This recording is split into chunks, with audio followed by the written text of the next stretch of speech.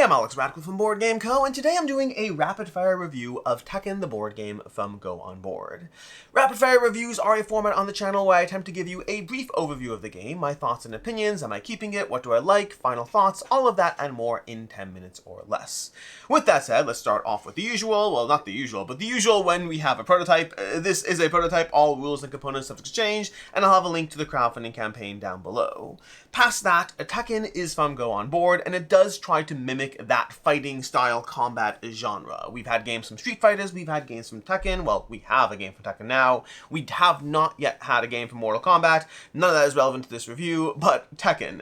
Tekken is primarily going to be a two-player experience. It does expand to a larger player count. It has 2 to 8. I believe 2 to 8 is the player count, especially if you have all 8 characters, or only if you have all 8 characters. But even when you're doing that, you're kind of just going through a tournament mode of like different people facing off on different maps, all culminating in an ultimate winner. A general match of Tekken is going to be a 2-player fighting match where you're going to have your characters. So we have our characters, you're going to have the arena, and then you're going to have your deck of cards, which is going to be the things you are playing to try to attack your opponent. There are going to be, I think there's different modes as far as how this game can be purchased, so check out the crowdfunding page, but I believe there's going to be smaller 2-player boxes, the all-in with like all 8 characters. I have no idea what there are as far as stretch goals and expansions, but again, general idea is you pick a stage. In this particular version I have here, there are 4 stages in the box, and there are 8 characters. So pick 2 characters, pick the stage, pick the mode you're playing as, whether you're playing as a general 2-player one-off, whether you're playing with challenges, whether you're playing solo, or whether you're playing the full tournament mode.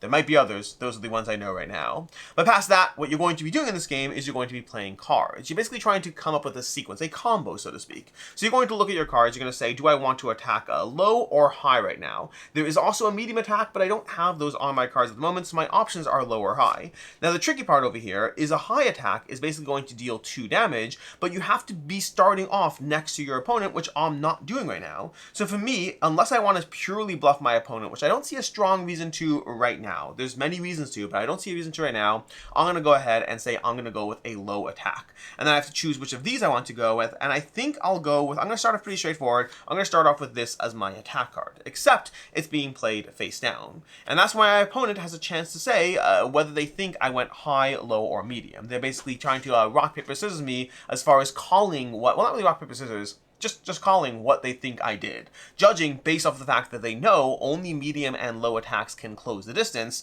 So unless I'm really trying to bluff them, I probably went medium or low for my starting move. So right now they get a chance to say, and they're going to go ahead and call medium. They think I went medium, maybe they're wrong, maybe not, but like low is pretty straightforward, so maybe they think I bluffed them and went medium. They call medium, I flip over my card, I did not go medium, I went low, which means now I get to move and attack in any order, although given the situation, I'm going to be moving then attacking. I also draw to 3 cards, you're always going to have 3 cards. So right now, I get to go ahead and I move, and then I attack. So I'm going to hit them, and we're going to reduce their combat health down by 1, but I can now continue my combo. Now, it's worth noting at this point that if I chain into a medium, I will get a bonus punch. I don't have to chain into a medium, but that's something my opponent can try to use to try to figure out what they think I'm going to do. So I'm actually going to go ahead and I'm going to play this as my card. My opponent sees that I probably can go with a medium. They decide to outthink me, and they think I'm going to go high. So they call high right now. And then I reveal it, and sure enough, I did try to outthink them. I went high, but that means that they blocked my attack.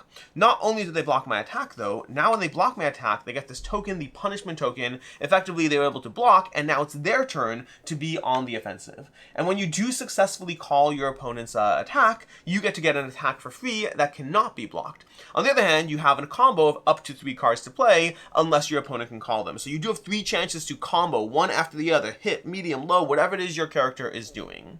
Now it's my opponent's turn because they successfully called it, so I'll put down this hand over here. I'm going to see what my opponent has access to as far as their moves. They do have a straight up high attack.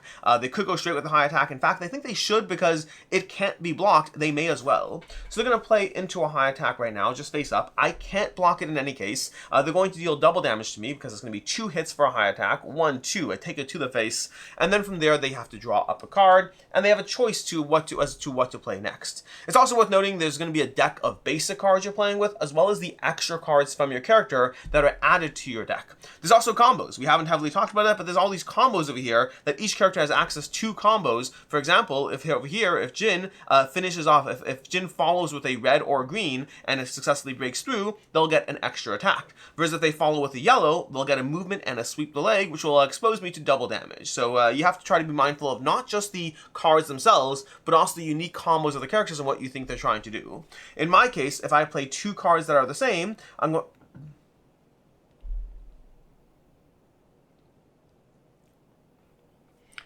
In Kazuka's case, Kazuka's going to get bonuses for playing cards that are the same, as well as cards, a chain of 2 cards that are the same, or a chain of 3 cards that are different in terms of the color of the cards. Now, back to me over here. They couldn't call my first attack, so now I got a choice as to what to do, and I mean... I don't have a lot of options here. I'm definitely going medium. The only hope is that they can not call me. But because I know I'm going medium, I think I'm going to try to go with a higher attack one. So we're going to go this over here. We're going to play it down there. They know that I get rewarded for medium. So the question is, do they call my bluff or not? They're going to think that I go high again because of this. They're going to call high. I get to reveal this, and boom, I got a medium. Now, medium doesn't do damage on its own, but because it's chaining off of that, I still will do a damage, but I do get 2 movement and a push. And the way that works is I'm going to push, because again, you can do those in any order. So I'm going to push, dealing 1 damage to him over there. And then I'm going to go move to try to set myself up for another attack on my next turn. I'm going to draw another card, and this time I got a low attack. This is the tricky part. What do? I could, you know what? I don't think he's going to predict it. I think I'm going to go ahead and go here.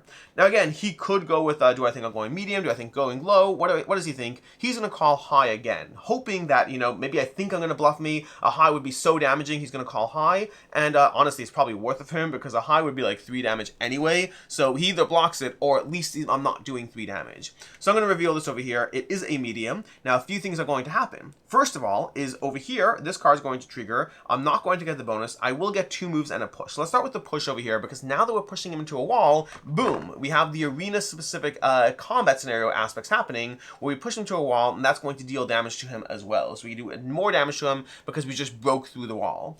We push him through over there, and then I can move over here. So we're going to move into that spot in order to be able to set myself up for the next thing. But over here, in fact, actually, maybe we don't, because over here, we can do this, and now that we've pushed him, yeah, I think we're going to do this. We're going to choose not to move, or maybe we move 1, 2 over here, just for the sake of moving. But we're going to choose, yeah, we're going to resolve that movement there, and then we resolve this combo. We play 3 different colors, which means we have to do 1 damage if he's adjacent to us, and 2 damage if he wasn't. We're throwing a fireball or whatnot. I don't actually know the Tekken characters, so I don't know what Kazuya does, but maybe he's throwing a fireball. Either way, he does 2 damage, shooting a fireball his way, because we did trigger our combo, so another 2 damage. Wait, wrong side over there. Another 2 damage, bringing him down.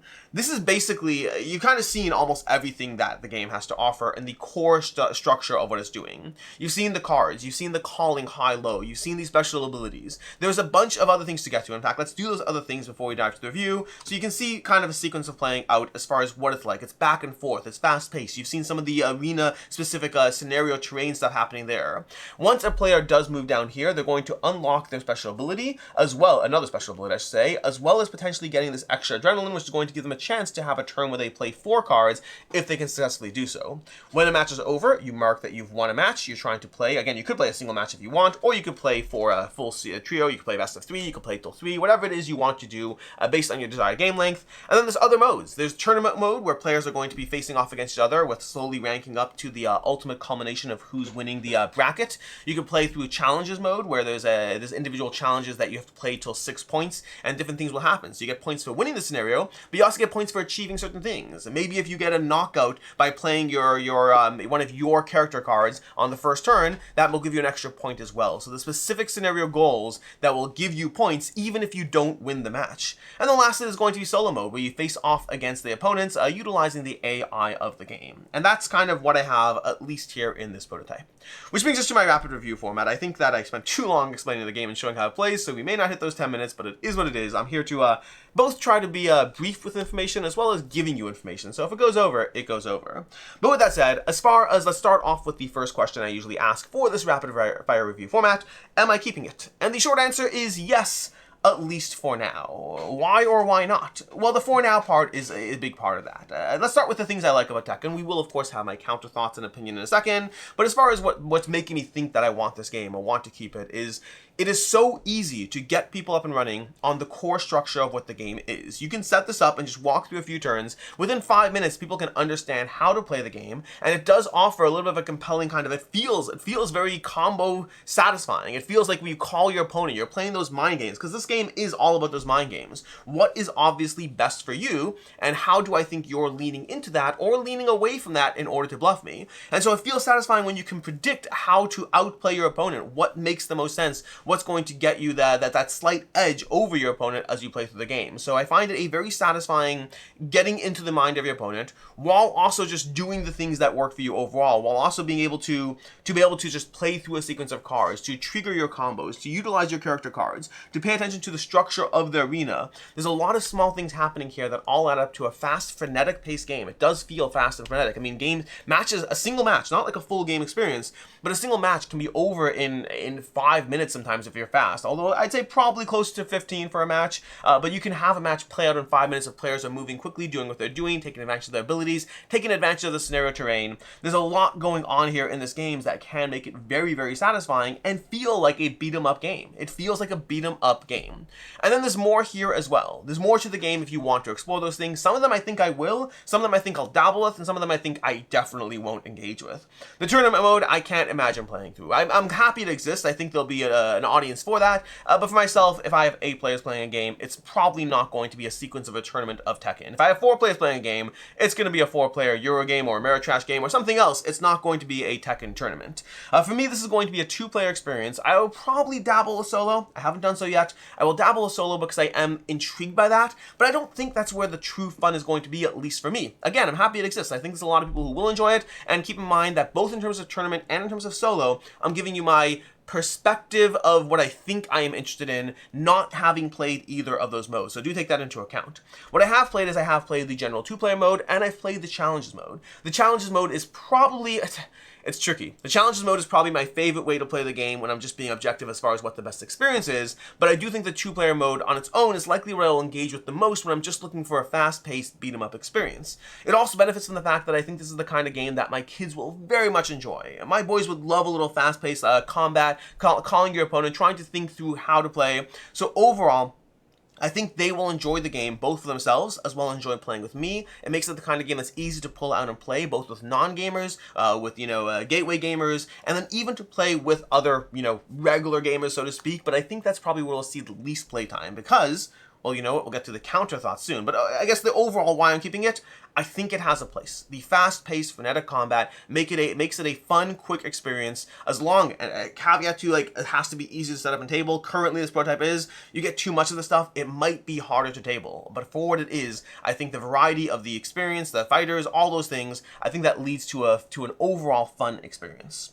As far as other game recommendations, definitely check out Kirei the Duel. Kirei the Duel is another kind of rock, paper, scissors style game that's going to give you a fast-paced mind game. It's the same idea, much more abstracted as far as the cards go, but if you're looking for that kind of experience, and honestly in a much more budget-friendly mode, check out Kirei the Duel. And I also really enjoyed the Street Fighter, the Street Fighter game from Colossal. It's a prototype. I never got a chance to play the final game. It's not out yet, so I've only played it during the prototype phase, but I also enjoyed that, and it's a very different experience. That gives you kind of more of a cooperative Street Fighter game, not a beating each other up experience, which gives you 2 different genres within the same video game genre into 2 different board game genres. As far as counter opinion, why might this game not be for you? Or even in ways that it might not be for me, which I mentioned I'm keeping it, but for now.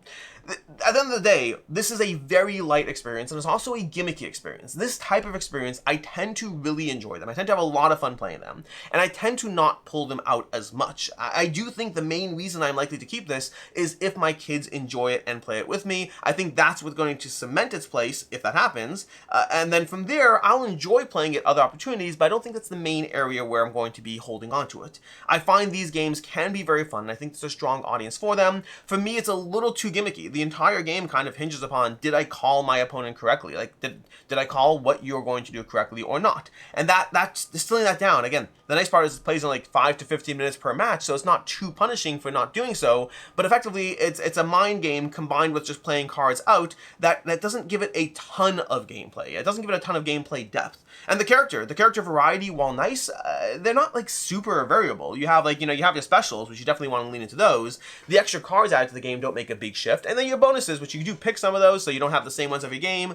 But characters don't make a massive difference as far as the overall feeling of play. It is fun little ways to tweak with the experience and to have like, oh, I'm playing this character and these combos. But like, I don't get a strong, at least from the characters I've played, I don't get a strong sense of, oh my gosh, I'm playing a totally different game. Granted, some characters do come with fun little extras that they can do. Those are nice to have, but the feeling of play doesn't shift up for me from character to character. It's the same basic experience, and I'm just engaging with the variety because it's there. So there's things that hold back from my overall enjoyment from the game. It's just at the end of the day, the accessibility of it and the fast-paced beat 'em up is what's pulling me into it.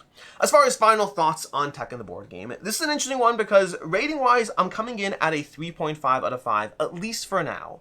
It's possible that grows. I am skeptical it will though, because for me this falls in a weird place where I both have really had fun with the game. I've enjoyed it a lot from my plays of it. I'm looking forward to playing it, well, I'm looking forward to dabbling in some of the play modes, but I'm looking forward primarily to having this hit the table with the right audience, which for me will primarily be more the gateway gamers in my social group as well as with my kids, and then occasionally dabbling into it when I'm down with a friend and we just want to play a 20-minute filler game, or maybe more if we play through a series of these. But it's a weird one because I both really enjoyed my time with it, and I'm looking forward to playing it more, which is why it's staying for right now. But also, this kind of game isn't my core gaming experience that I tend to seek out. So overall, it is a 3.5 out of 5 for me, with a kind of a weird recommendation aspect of, if you think you like this kind of game, this is one of the better ones in the genre that I have played, as far as the ease of play, as far as the fun beat 'em up feeling, as far as feeling rewarded when you like just punch your opponent into a wall, knocking things down, or there's different stages as well if you want to be run over by a police car or whatnot. So I've had a lot of fun with it, and it can be very, very satisfying while also not being my go-to genre. In any case, then until next time, I'm Alex Radical from Board Game Co. I hope you found this video useful, and as always, I hope you have a good one.